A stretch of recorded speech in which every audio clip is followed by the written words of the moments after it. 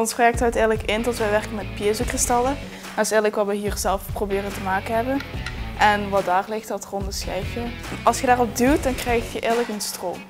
Die is niet heel groot, hangt ervan af of je daar ergens hebt op aangesloten, ja of nee. Op deze zelfgemaakte is het minuscuul, echt amper op te merken. Maar op die kun je wel wat krijgen. En als je dan op die piezokristallen duwt, dus die zitten hier ook in.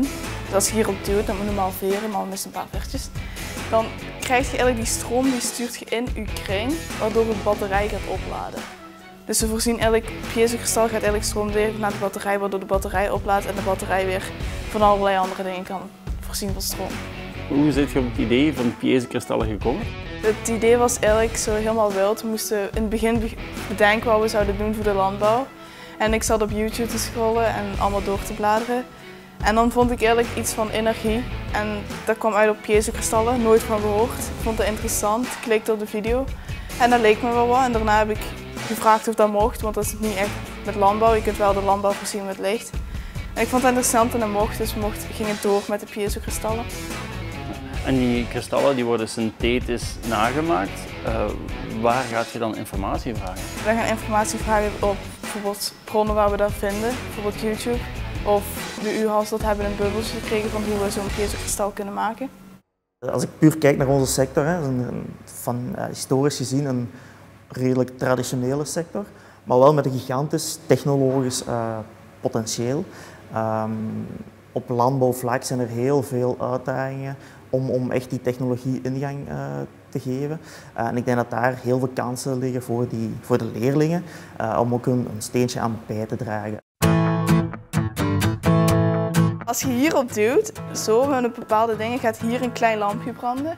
Dat betekent dat de stroom die we hier hebben opgewerkt door de diode is gegaan. Dus die spanning heeft overbrugd, die hij moet, want dat is 0,6. En dan gaat hij zo eigenlijk naar de batterij, waardoor de batterij oplaadt. Dan van de batterij gaat dat door naar de schakelaar en naar dit componentje, eigenlijk de uitgang, die dan weer gelinkt staat met deze Arduino-ding is het zeker. Deze staat dan gelinkt met deze lettering hieronder. En als we de schakelaar overzetten, gaat dat dan helemaal licht geven. Wat was het uitdagende in dit project? Het piezokristal zelf eigenlijk, want we wisten totaal niet hoe het werkte en wat het was. Het was eigenlijk eerst onderzoeken hoe het werkt en dan kijken hoe we de pulsen die we eruit kregen konden omvormen naar een gelijkspanning of een constante wisselspanning. Dus om zo een led laten branden of een batterij op te laden. Hoe verliep de samenwerking? Dat verliep pittig goed, we vertrouwden elkaar. Hij tekende vooral alles. Bijvoorbeeld deze dingen heeft hij allemaal getekend, terwijl ik het elektrisch schema opstelde. En als iets misliep, hielpen we elkaar en dat ging eigenlijk best wel vlot.